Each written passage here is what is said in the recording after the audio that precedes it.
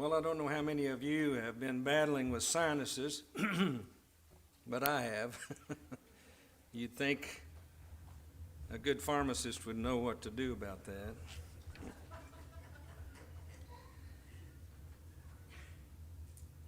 I want you to turn your Bibles, if you have your swords with you, to Daniel chapter 1. We're going to be looking at a few verses there in our study. Going to be looking at what happened to Daniel and his friends and see if we can make application for us today. You know, in any group or culture of people, they really don't like people who are different from them. And we see this in America as well. We see where a lot of Americans don't like those who are different, right? Been a lot of persecution against Jews, for instance, and so many groups of people, and yet we pride ourselves on being a diverse and inclusive society. But we still do it too. You know, the expression, when in Rome, do as the Romans do, whatever that means. We're expected to conform, to act like those around us. And if you don't conform, well, you're odd, you're peculiar, you're different, and maybe even thought of as a menace to the society that we live in. There's tremendous pressure, isn't there, for us to change and to become like everybody else around us. As Christians, we will always be different, with different values, different morals, different purposes in life, different ways, different priorities in our everyday living. We're peculiar people. The God of heaven says, "Be holy, for as I am holy," or like I am holy. The world says, no, don't be like that. Be like us. The nature of this battle is complete conformity. If you don't change and be like the world in every way, they'll not be satisfied. It's not just a stumbling they want complete change. Daniel gives us a unique perspective, I believe, of the world trying to force a child of God to become worldly. And we probably all know the account here of Daniel and his friends as it begins here in Daniel chapter 1. Daniel has been taken captive to Babylon. Babylon is a great city. Daniel and his friends are there because of the disobedience of the children of Israel, and they were led into captivity. Can't you imagine Daniel coming to this great city of Babylon?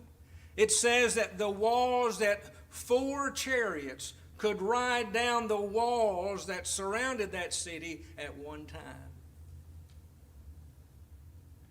Tremendous city of power, no doubt very intimidating to a Hebrew. Not only was it a great city, but it had a great king. We learn this even in chapter 2 of Daniel, verses 37 and 38. Oh yes, God gave him what he had, but he was a great king and had great power. Nebuchadnezzar wanted the very best of Israel to serve him. Look at verses 3 and 4 in chapter 1. It says, "Then the king instructed Aspenaz, the master of the eunuchs, to bring some of the children of Israel and some of the king's descendants and some of the nobles, young men in whom there was no blemish, but good-looking, gifted in all wisdom, possessing knowledge and quick to understand, who had ability to serve in the king's palace, and whom they might teach the language and literature of the Chaldeans. He wanted the best of Israel to serve, to change into Chaldeans. You know, Christians today are the very best of this world. They're the light of the world, the salt of the earth, we're told.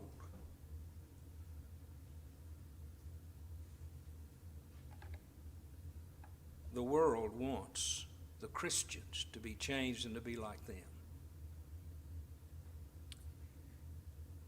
In verse 4, as we read, it says that he did this that they might teach them the learning and the tongue or the language of the Chaldeans. The purpose is very clear here. He wanted to make them Chaldeans. He wanted to change them and enough to fit in their culture and to serve him. Well, let's look at the conforming process a little bit. How did he do this? First, we notice that in verse 5, it says that he offered them the king's delicacies or things, depending on the translation that you have. He gave them and offered them his things that he thought was good, things that he used on a daily basis possibly. The problem in this conforming process is that they already had some of the things that Nebuchadnezzar was going to have to change. They had a God. They had their learning, the law of Moses. They had their language, the Hebrew language. But you see, he was going to have to change that. There was going to have to be a letting go of what they had learned and what they knew. And then, of course, reprogramming them into something else. A forgetting and then a learning, a letting go and embracing something else. It had to begin with their minds. Nebuchadnezzar must get them to think like the Chaldeans. They needed a new belief system, a new language. But what's more, what makes it harder is that he did this with his authority. I'm the king. I want you to do this. Well, today, are we trying to be pressured to be like the world? Is there any authority in that? Absolutely. The world uses its authority. It uses its PhD, if you will. All of its degrees and the learnings of our institutions. And it says, yes, this is the way it is. This is what you will believe. False science that says that we came from a monkey, basically, that the earth is millions of years old. And they say it with such authority. And they say it as if it's fact, and it's just a made-up theory. Even the strength of the majority, if you will, has authority built in. Well, everybody else is doing it, right? You see that? Pressure. Pressure for us to change. And it says that he offered all of these things. It was a daily provision all the time. The teaching and the training was constant with Daniel and his friends. He gave them his meat and his drink so that they could be like him, commune with him after a period of 3 years. That's how long they gave them to change. Friends, brethren, the world is trying to do the same thing with us. It begins much the same way. They offer you their things. They want to teach you a new language. It's not adultery anymore, it's affair. It's not sin anymore, it's a disease or a sickness. It's not murder, no, it's pro-choice. It's not a human being, it's actually a fetus or an appendage. It's not fornication, no, it's sexual orientation. It's not gender, it's identity and preference. Every day we're being offered a new language. New things. Smoking, drinking, indecency, immodesty, greed. And they're doing it as persistently as Nebuchadnezzar did it. But his assault was only for 3 years. Ours is for a lifetime. Always trying to change us.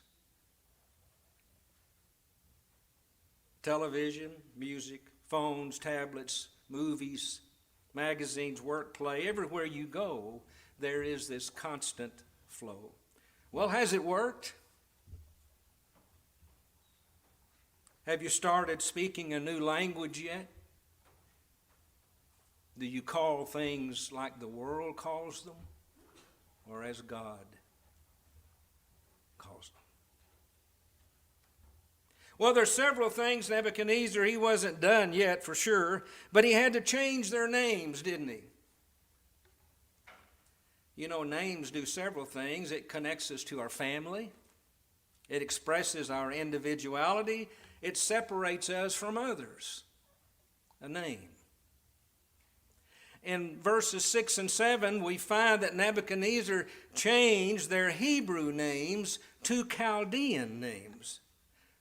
What did this do? Well, it no longer identified them with their God. Well, how did it do that? Daniel, the word Daniel in Hebrew actually means God is my judge. Well, he had to change that, didn't he? Hananiah means God has favored. Mishael, who is what God is. And Azariah means Jehovah has helped. Oh, those names would have to be changed for him to change those individuals. Well, God has given us a name, hasn't he? He's given us a name, Christian, prophesied in Isaiah chapter 61, and then talked about in Acts 11:26, where Christians were first called Christians at Antioch. It's a name that identifies us with our family. Family of God. Separates us from the world, and of course connects us to God. In James chapter 2 and verse 7, it says it is a worthy name. But the world is bent on changing our name. It is a part of the conversion process, if you will. The world has taught us their ways. They've given us a new language. Now it seeks to change our name. Sometimes we fall for it. I'm not a Christian anymore. I'm an atheist, an agnostic, a humanist, secularist, deist, denominationalist, spiritualist. A Mason, I'm an American, I'm a Democrat, I'm a Republican. Whatever happened to Christian? I'm a Christian. First and foremost in my life.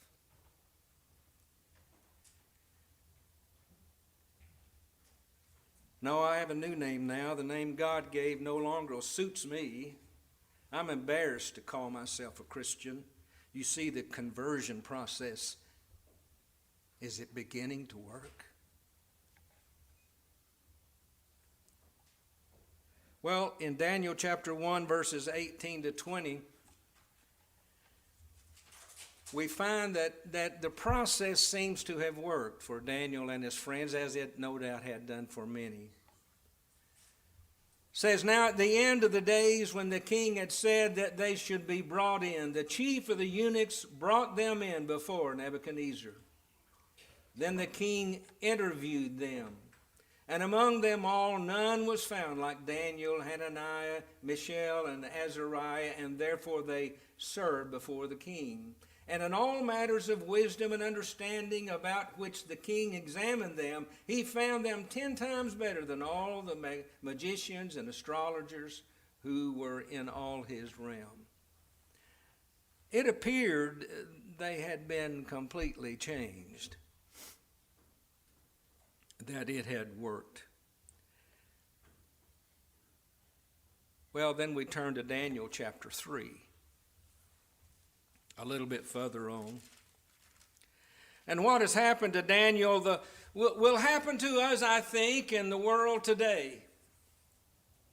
They will want a demonstration of that change. Really, did you change? They will want a demonstration of the allegiance at some point. They made an image of gold. They invited everyone to dedicate the image, and when you hear the music, you were to bow down and worship that image.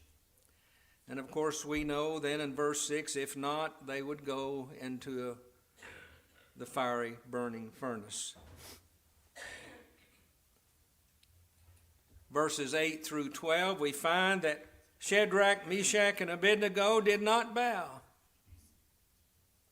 Verse 13, Nebuchadnezzar is in fury and rage, and he called for the men. It's the same with us. The world doesn't want our allegiance silently. The world is not satisfied with us just refusing to do this or that, but we must show our allegiance to them, just as Daniel and his friends. Well, here's how it may work. First, you will be questioned, just as Daniel and his friends. Verse 14, we find that he questions them. Is it true that you don't serve other gods? Is Daniel, is this true? As Nebuchadnezzar would question him. Maybe you've already been put into this type of situation. I know I have. Is it true you don't drink? Is it true you don't take drugs? You see the intimidation and the power, but everybody else is doing it. Is it true you don't do those things? Is it true that you worship God every first day of the week and attend services regularly? Or is that true? Oh, I remember a good friend of mine that looked at me and he said, you know, everybody doesn't go to church.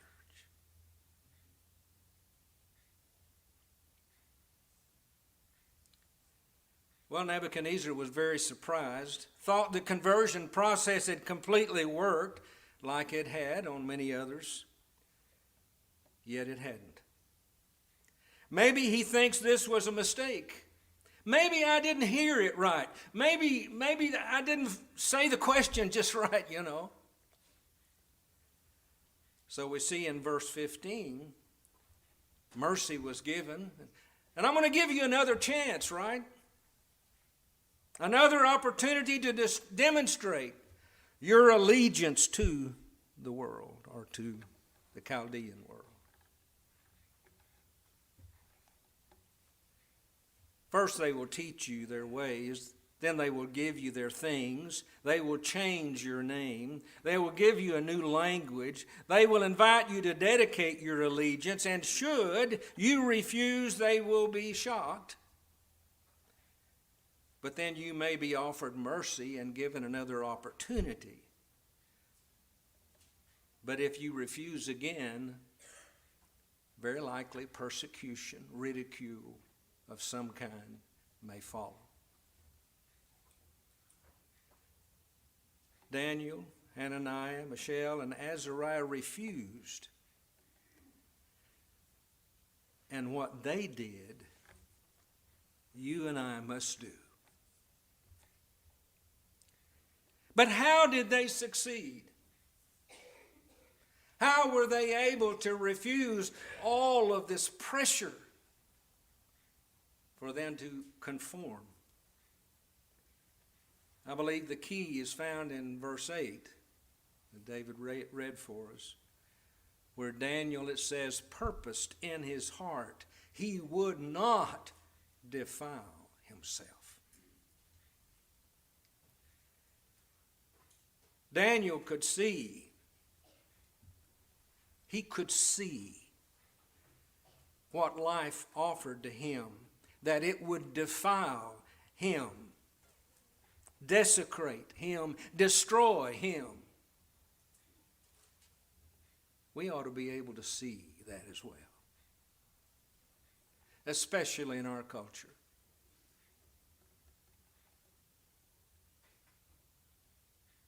But how do you see those things? How do you see homosexuality, abortion, gossip, fornication, shacking up and living with someone without getting married, pornography?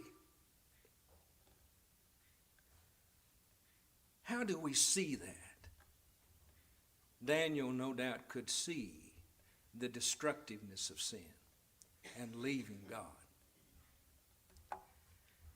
But also, Daniel trusted in God completely. God has never forsaken anyone, and of course, neither will he ever forsake us. But also we find in this text in verses 9 through 16 of Daniel chapter 1 that he proved that his position was right. You remember that in regards to what they ate. And he showed that the difference in the two cultures, that what God had taught them was much better than what the Chaldeans and the king was offering them. There are two ways of living, isn't there? There's the worldliness and there's holiness. One is better than the other. Which way is better? Few would argue that a way of sin is better. We can see it. God wants you to be holy. The world wants to conform you into being like them. Question is, what will and who will you be? I believe the Apostle Paul sums it up very well in Romans chapter 12, verse 2, where he says, "Be not conformed to this world."